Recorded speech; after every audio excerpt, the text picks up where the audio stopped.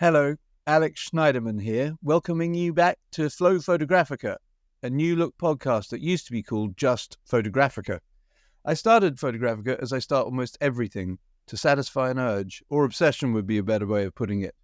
Back in 2016, when I recorded the first interviews, podcasting was a relatively new medium, and I wanted to see how it worked.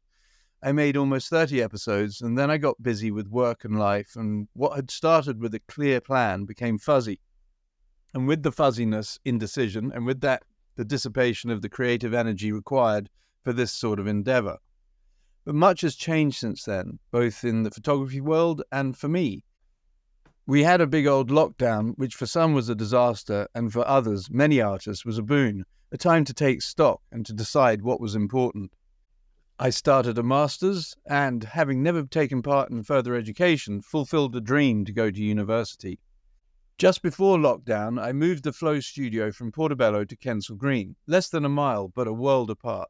And with that, I opened a gallery dedicated to showing documentary work.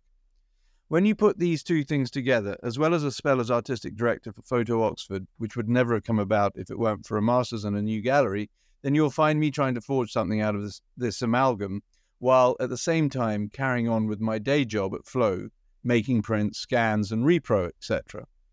The upshot of this desire to bring together these threads is this podcast and its renaissance. I love photography. I have loved photography since I was about 8, when in the late 70s, my father took me to a photographic studio somewhere in London. This company made the catalogues for my father's kitchen supply firm. A kind man in a lab coat took me into a room lit red and smelling overwhelmingly exotic. He showed me to a bench where a strangely tall machine shone a light onto a white board. In this rectangular shape of light, I could make out the dim form of a woman, 3/4 length, but in the wrong distribution of tones that made no sense at all. The shape of her was all that told me this was a person. He switched this image off and placed a piece of paper where the image had been. That strange image of a woman appeared again for a few seconds. The light went off, and he removed the paper and placed it in a tray containing a pale liquid. He rocked the tray. In the red gloom, a sheet of white paper with nothing on it floated in the liquid, and then a faint image appeared out of nowhere. I began to recognize that the forming image, no denser than a murmur, actually contained infinite and recognizable detail. In this instant, I felt the profound magic of photography. As the image continued to form, the man removed the sheet and ripped it in two. I was shocked. Whoever was in that picture would be terribly upset. He placed one half of the image back in the same tray, and the other he put into a second and then third tray where he left it. After perhaps a minute, he removed the second shred of paper and followed the process he had with its other half. Suddenly the room was illuminated, and he showed me how one piece of paper contained a denser image than the other, which had spent less time in the first tray. The developer. This was magic. He washed and dried those bits of paper and gave them to me in a glassine slip. Those shreds of paper are long gone, but something had indelibly changed in me, in my soul, and from that moment on I wanted to know photography, to become photographic. Later, at boarding school, where I had a reasonably unhappy time, there was a darkroom, and then photography became a sanctuary.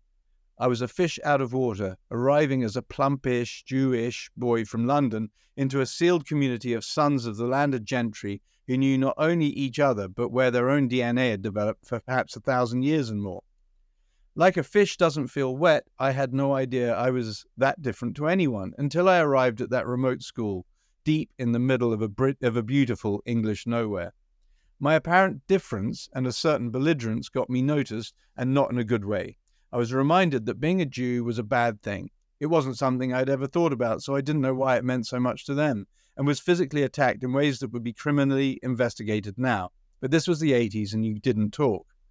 The school had a darkroom that was shambolic and unloved, but happily it was neglected on the whole, and I discovered that here was heaven. Again, that smell of Dev, Stop and Fixer became inextricably linked to a sense of wonder and the potential for deep satisfaction.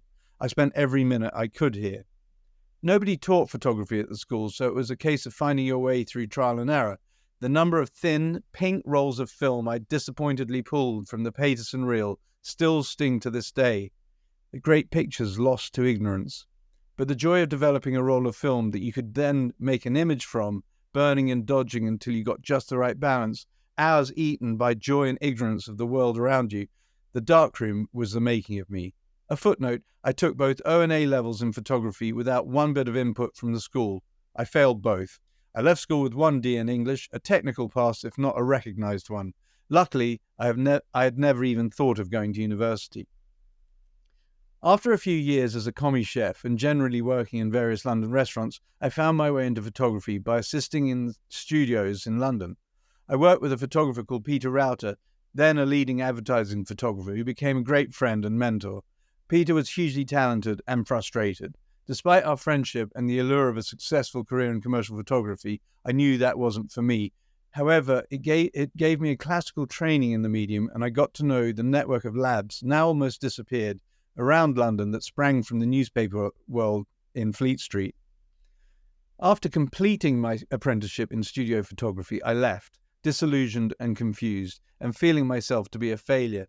To have had this opportunity to work with amazing equipment, travel the world, etc., and all for nothing, a dead end. I'd fucked up, and a life in photography was apparently not for me. I left and did other jobs, never loving my work, but falling in love and getting married to Sophie, a bookseller. I hated my work, mainly with computers now, and I was awful to be around. But in about 2000, Sophie went to a book fair one weekend, and somebody who knew Sophie well enough to know that her husband had at one time been a photographer gave her a book to give to me, thinking I might like it. It was a casually kind gesture, and it changed my life. The book was An English Eye by James Revilius. Not only are the pictures breathtaking and humane, like Henri Cartier-Bresson, but with more heart, but he gave his recipe for processing and his photographic technique. Revilius lived in a small rural community in Devon. From the 1970s to the 1990s, his photographic life was spent recording his community with a commission from the Beeford Archive, a local arts centre, and he did this over 3 decades with the sensitivity of a poet. His photographs were his life. Reading this book over and over again, I could see that here was a route to return to photography. It was not to make money from commissions, but to print for other people, something I had loved doing as an assistant and had gotten quite good at, and to make my own work in the spirit of Revilius, work about small places and the fellow humans that occupied them. That idea to print was the beginning of what would later become known as Flow Photographic, and was the regaining of my photographic life. Being free to photograph without the dead hand of a commercial brief was my liberation, and allowed me to engage with photography in the way I'd always wanted to become as completely a photographic person as it was possible for me to be. This feeling I have for photography is nothing strange, and certainly quite common. It has been my greatest pleasure to meet older and younger people, men and women, who share the raw love for this medium. Along the way, and particularly since I posted the last Photographica episode, the wish I had as an 8-year-old boy has turned into a reality. It really is extraordinary what has happened in the last 10 years. It started with finally having the balls to look for a publisher for a body of work about consumerism. This was where my luck turned. In 2015, a very lovely man called Andrew Brown, who'd been the chief commissioning editor at Thames and Hudson, had recently set up his own imprint, Art Books. They mainly published contemporary art, but ventured into photography occasionally. I was introduced to Andrew by the legendary book designing couple and life partnership of Herman Lely and Stefania Benelli. Herman said Andrew had seen the pictures and wanted to meet me. In what turned out to be a very short drink in a pub in Maida Vale, I had to pick children up from school, Andrew offered me a publishing deal. It wasn't a great deal for me. I'd be lucky to see a penny from years of work, but my photographs would be printed and distributed all over the world. I couldn't believe it. I dashed from the pub to the nursery, all the time thinking, fuck. That book was Want More, and it opened more doors to me than anything else I could reasonably have done to engage more deeply in my chosen nook of documentary photography. Note to listeners, if you have a chance to publish a book, do it. So long as you are confident of the quality of your work and you feel the publishers are working with you, a book of your work will pay dividends, but almost certainly not direct. Looking back, there are a few things I would have done differently. The team that worked on it, Andrew, Herman and Stefania, were all so experienced and had worked together a lot. I didn't have the confidence to insert myself as much into the process as I would now. For example, I did not write a text for the book, and there were no captions. These are two things I would do differently now. The book was printed at EBS in Verona without any input from me. There is no better place to have a book printed, and even now the photographs sparkle on the page in beautiful and subtle duotone magic. This was thanks to Herman, and left to my own devices, I would never have known how to get the best out of the printers. So I balanced what I missed through inexperience with the enormous expertise that brought the book to fruition. There was some decent press for Want More.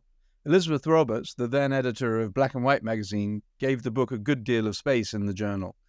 I am an eternal and appalling opportunist. It may be the immigrant blood coursing through my veins. I seized the opportunity of having met and got on with Elizabeth. She commissioned me to write a monthly column on ideas behind photography. It was here that I got to make mistakes and develop a way of writing about photography that was mine, rather than a clumsy simulacrum of better writers. My work with the magazine survived Elizabeth's departure, and I continued to write pieces for several years, morphing the column into a series of essays on influential books of British photo documentary. In fact, you can hear my conversation with Don McCullen in the following episode of Flow Photographica. I sat down with the great man to discuss his book, In England, and we didn't restrict the conversation to that one book. I mean, how could you? I met Paddy Summerfield and his soon-to-be wife, Patricia Baker Cassidy, in Oxford in 2016, not long after the publishing of Want More. Like a lot of people, I loved his book Mother and Father, and when I chanced upon the couple at a friend's book launch in the city, I was starstruck. But I got over that, and that very night the three of us went for a drink together at some pub that only Oxford denizens could ever find. I've never found it again. I arranged to come back to visit Paddy at his home in North Oxford, the scene of Mother and Father itself. I returned a few weeks after our first meeting with the recorder, and we sat down to discuss Paddy's life and work. This turned into episode 17, which you can listen to now. Paddy, Patricia, and I became friends fast, and I became one of the lucky people to whom Paddy would send frequent pictures made on his extremely clunky flip phone. When we moved the Flow studio to Kensal Green, Paddy would become the first person to be shown in the new Flow Photographic Gallery. A note here, and possibly continuing on the theme of opportunism, in 2018, the arts writer Hetty Judah, a very old friend, asked me to take pictures of certain places in London known for their connection to London's historic and contemporary art world, and some of the leading artists associated with it. As we skirmished about London, Hetty opened a whole world to me that I did not know existed. Art runs strong and deep in London. I kind of knew that, but not really as it turned out. In particular, the southeast of London, Lewisham, Peckham, Deptford, held so many tiny art galleries tucked away in improbable places. It was thrilling. One place, Matt's Gallery in Bermondsey, was nothing more than a front room of a terraced Victorian house containing a 6-foot square white cube, neon lit. From this tiny, impossibly residential location, the careers of many leading artists had been launched. Concurrently to this project, we were moving the studio from where we'd been for 11 years to a new premises in Kensal Green, around the corner from where I live. We had to fit out the new premises from scratch, and, being exposed to all these extraordinary art spaces, I thought, why not build my own on the walls of the new studio? This became Flow Photographic Gallery, and since the first exhibition of Paddy's holiday pictures, we have given shows to Matt Finn, Isabella Jędrzejczyk, Ian MacDonald, Deanna Dykeman, and as I write, soon to Jen Southam and Barbara Bosworth, and Judith Black alongside Deanna again later this year. So Paddy, Patricia, and my friendship and trust grew and grew. I became a frequent visitor and photographer of Paddy and his garden of photographic wonders. And then, sometime around 2021, Paddy became sicker with an illness that was already besetting him when he showed first at FPG in 2019. The three of us would sit in the garden on the white plastic chairs that his book had turned into icons, discussing the future. Paddy wanted to know that the garden would be preserved. We all did. We kicked around different ways of making this happen, everything from asking the National Trust to take it over or giving it to the Martin Parr Foundation. None of these were at all likely to happen. I suggested, as a last resort, that should we fail to guarantee the physical preservation of the garden, we could preserve it through photography. and that we asked some photographers who knew Paddy's work to come and visit. Beyond that, we didn't have another good idea. At the time, I was working on the colour separations for Stanley Barker on Jem Southam's new book, 4 Winters. I can remember thinking, highly opportunistically, if Jem would say yes, that would be an amazing start. I sent an email to Jem and received a reply almost immediately that yes, he would love to be involved and had long been a fan of Paddy's. A side note, Jem entered this project without asking who else was involved. I was prepared for this question and would have answered that Paddy himself had wanted Jem to take part, but the question was never asked. Feeling the confidence of one yes from Jem, I went on to ask Alice Tomlinson, Sean Davey, Vanessa Winship, Matthew Finn, and Nick Roach. Not one of them asked who else was involved. They all accepted without complication or seemingly hesitation. I'd like to say to all of them now how grateful I am for their engagement in the project that would become Pictures from the Garden. It was life-affirming that some of our greatest photographers were as great human beings as they were practitioners. I love them all and have made more friends as a result. Thank you, Matt, Alice, Vanessa, Jem, Nick, and Sean. A side note, again, I'd like to mention Matt Finn. Matt has both the greatest knowledge of photography and an endless desire to discuss and argue about it. Matt has been a great collaborator, and I hope to continue hatching schemes with him for a long time to come. So with these wonderful photographers busy visiting Paddy and Patricia, often making several visits, and with the lockdown masters burning in my opportunistic pocket, I got a call from the Photo Oxford team who are preparing for the 2023 edition of the festival. They asked if I'd be happy to show the work from Paddy's garden, which at the time was not complete. I said potentially yes, and they said they were still waiting to appoint a new artistic director before committing to the show. Asked if I could apply, so I did, and that was that. I had a new role. By January 2023, the photographers had completed their work, and we were contemplating what to do next, mindful of two things: Paddy's failing health and Photo Oxford's spring timetable. Now, two more very important people come to the fore. Claire Graphic, head of exhibitions at the Photographers Gallery, and Dowie Lewis, the great publisher of photography and specifically of Paddy's work. Claire I'd met on a day of sheet rain in northwest London when she turned up on her bike to see Matthew Finn's exhibition at the gallery. She was so enthusiastic about Matt's work and clearly engaged in the subject generally, and, not to mention, soaked. Claire so impressed me that years later, when I was wondering about how to juggle everything on my plate, my role as artistic director, my day job at Flow, and the ongoing coordination of the Pictures from the Garden project, I thought of Claire, wrote to her, and to my amazement she said yes, and that TPG would back the exhibition at the North Wall in Oxford. And with that, Pictures from the Garden became a Photographers Gallery exhibition with Claire designing and running it. Around the same time, I started to talk to Dowie about the possibility of publishing a book of the garden pictures. Dowie had published 4 volumes of Paddy's work already and had provided him with a public that recognized his work. Dowie and his wife Caroline are legends of photographic publishing. I've had the privilege to spend time with Dowie, and I can attest that he is both one of the most feeling and humane people I have met in photography or anywhere, and has impeccable integrity. So Claire put the exhibition together, and Dowie put the book together. It was the highlight of my life to spend 3 days with Dowie in Verona, printing Pictures from the Garden at the very place where my book, Want More, had been printed many years before. Paddy survived much longer than people expected him to, and made it to both the exhibition and a garden visit made by his friends and fans during the festival in May 2023, just as the trees bore their greenest leaves and daisies pushed for the first time through the roughly mown grass. Paddy gave a speech. Many people cried.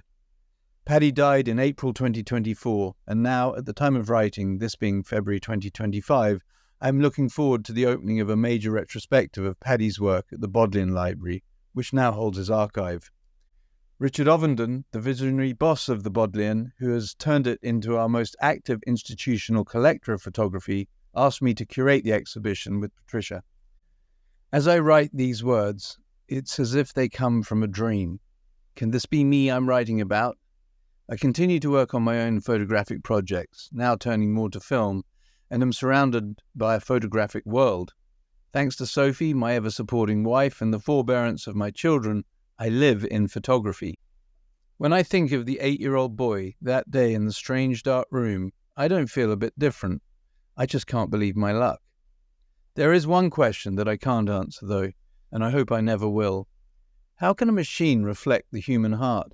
How can this impossible conundrum exist in our universe with all its laws and particularities? A machine that tells the story of the human heart? On paper, it's impossible, but this is what photography is. A beautiful, sustaining, endlessly fascinating contradiction. Perhaps this is the question I've been trying to answer since that first moment in the darkroom. If so, then this is what this podcast is about. The ongoing quest to know more, to become more photographic. Thanks for listening. Goodbye.